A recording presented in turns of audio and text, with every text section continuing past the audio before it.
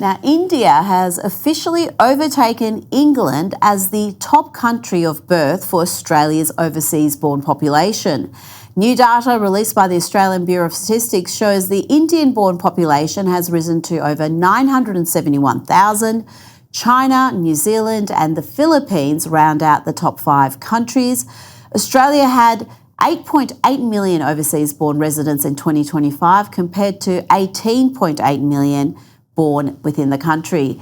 Joining me now is Chief Economist and co-founder of Macro Business, Rita Panahi. Rita, any surprises in that latest data? Yeah, not really. So this trend towards massive Indian migration has really been going on for a decade. But especially since the pandemic. So we've seen an absolute explosion in arrivals from India, and they've roughly doubled in the last 5 years or so. The numbers are at least the last decade, and they're now our largest migrant group. They've also driven the explosion in temporary visas and also the explosion in bridging visas, because a lot of them have stayed in Australia once their visas have expired, and they're now appealing to the Administrative Review Tribunal. And I honestly can't see this stopping, Rita, because the government, both the former government and this government, have signed 3 migration pacts effectively to boost Indian migration. So I think it's going to continue. Now, you've written about the government's fringe benefits tax exemption for battery electric vehicles. The exemption's estimated annual cost is projected to rise from $90 million to $1.4 billion in 2025-26. Leith, the government claims this mainly benefits middle-income earners, but data from the ATO shows that more than 30% of motorists accessing this scheme earned over $190,000 a year. Yeah, it's absolutely crazy. So EV tax breaks, the fringe benefit tax, break, is a classic case of upper class welfare and reverse Robin Hood.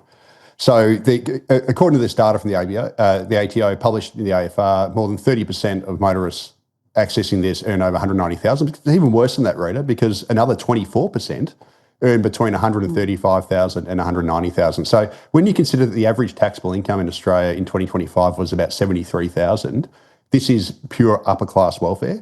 And let me just add also that EVs don't pay road user charges. They don't pay the fuel excise, so they're not paying to use the roads. Several state governments give registration discounts, and now the electric vehicles lobby wants taxpayers to subsidise charging networks for them as well. So personally, I think the government should stop subsidising private vehicle transport, especially for rich inner city people. They manipulate the market like this, and then they say, oh, look how popular electric vehicles are. When are we going to see an even playing field when it comes to EVs? Yeah, absolutely. So we do need it. The whole drive towards EVs should be driven by the market. It should be driven by consumer preference, not by policymakers. So policymakers are trying to force us into buying EVs. And I'd honestly argue that it'd be cheaper for Australia simply for people to buy hybrids instead, because you don't need to rejig the entire electricity system all the way from transmission wires to from generators to substations to chargers. If we just simply went to hybrid, standard Toyota, hybrid type vehicles, we wouldn't need to totally rejig the entire electricity network, which will cost billions of dollars. And where is that electricity coming from? It's coming from coal, typically. So that's another debate to be had. Now, there are calls for the government to provide far greater transparency about how taxpayer money for renewable energy is being allocated and what returns are being generated, if any. The list of renewable subsidies is big and includes the small-scale renewable energy scheme, capacity investment scheme, the cheaper homes batteries program, etc., etc. State governments also offer various renewable energy subsidies, mostly for rooftop solar and batteries. Leith, how much transparency is there around these various schemes? Almost none. So I've counted at least 10 schemes that are operating across federal and state governments. We are spending countless billions on this stuff. We don't even know how big the number is because it's all hidden in opaque schemes, and often it's off budget. So, economists have been complaining that the underlying budget deficit doesn't match the headline deficit. Well, renewable energy is one of the reasons why, because governments are spending billions upon billions of dollars hidden in all these different structures. And, the reality is that these are growing subsidies. They're ginormous. And we desperately need transparency, and policymakers need to stop gaslighting us and be upfront about the true cost of this renewable energy transition rather than trying to hide the true cost. Now that we have the coalition backing away from net zero, do you think there'll be a little bit more scrutiny, a little bit more debate about this issue? I really hope so. And I think also that the war in the Middle East has really, I think, garnered people's attention towards energy security.